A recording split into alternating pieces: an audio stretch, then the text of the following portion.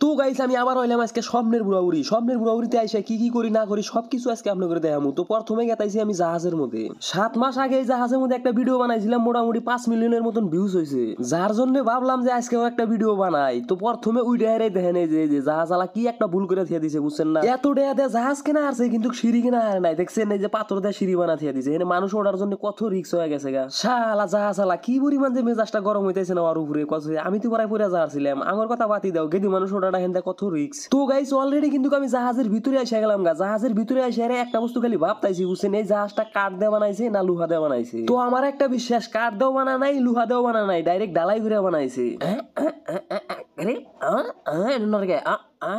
সারামজাদা জাহাজ আলার ওজন চোদন নাই রে, এখানে রশি থিয়া দিছে, যদি কেউ গলার মধ্যে পেঁচায় নিয়ে যদি জল্লই খেলায়। এমনিতে দুনিয়ার হালাত খারাপ, দুনিয়ার চ্যাংরা চ্যাংরিরা প্রেমে স্যাক খাইরা খালি জল্লই খেলায়, তারপরেও মাইসের ওজন চোদন নাই, জেনে হেনে খালি রশি ফালা থিয়া দেয়। 1 2 3 শালা জাহাজ আলা 3টা চেয়ার দিয়ে থিয়া দিছে 3 দাগে। আং বাং পেছাল যতই বাড়ি, বুঝছেন, কিন্তু এই জাহাজের মধ্যে বসে নদীর পারে এইভাবে হাওয়া খাওয়াটা ফিলটাই বেলে। দাদার বাবা সম্পত্তি যদি এরকম একটা থাকতো তাহলে শালা জীবনটা ভালো হলে কাটাইতে পারতাম এইভাবে ডেলি হাওয়া খাইতে খাইতে। কিন্তু শালা কপাল খারাপ, এরম দেওয়া সম্পত্তি তো দূরস্থান, একটা সাইকেল মোছার তেনাও পাইছিলাম না।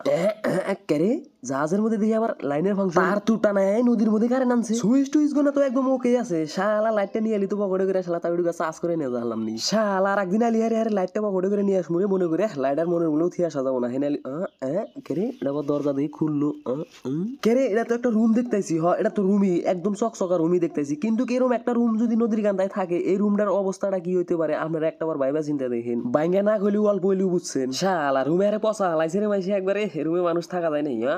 এই হেন অল্প পিছলা খেলাম, এই যে ছোট কালের পিছলা খেলাম।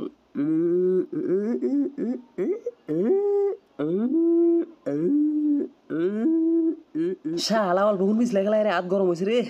শালা পুরা গরম হয়ে গেছে, হেস পিছলা খেলাম যাবো না। তো গাইস অলরেডি জাহাজের দিকে নাইমে আইলাম, বুঝছেন, নাড়ঙ্গুরাবেন নিকে। এই যে এখন আমি নাড়ঙ্গুরাম, বুঝছেন, এই যে মাথাটা যে দেখতেছেন, এই মাথার মধ্যে বুঝছেন পুচুত করে রশি পেঁচায় ফরত করে মারা দিবেন, একদম ঠাস ঠাস করে নাড়ং ঘুরতে থাকবো। কিন্তু গাইস এই নাড়ং কিন্তু আমি ঘুরান হারব না। যদি আপনাদের কারো ঘুরানোর ইচ্ছা থাকে তাহলে বুড়াবুড়ি আসেন, বুড়াবুড়ি আসে আরামসে ঘুরে যা হারবেন। কেরে এনে দিই লেট্রিনের ট্যাঙ্কি, ও এখন সে বুঝছি, তার মানে এই লেট্রিনের থেকে মালামাল লুটপান নিয়ে এই পাইপ গোনা ফিডিং করবার চাইছিল, বা কোনো কারণবশত পাইপ গোনা ফিডিং করা হারে নাই, যার জন্য আজকে এই পাইপ গোনার এই অবস্থা, মানে উঁচা হইলে গুয়া বুত করে পড়ে রয়েছে, বুঝছেন। তো যাই হোক গাইছে, এখন একটা বান্দরের গাড়িং দেখেন, এই যে বুঝছেন।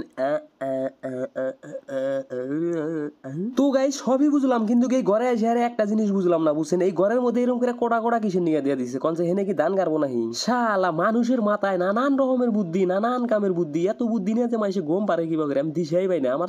একেরে ওরা হারি নাকি ওই যে দেখো ঠ্যাঙ্গের উপর ঠ্যাং উঠা দিয়ে আমি খারাপ হইবার নিয়ে চেষ্টা করতেছি, ওই জন্য তো কইছি ভাইজা ধরে কোন থেকে।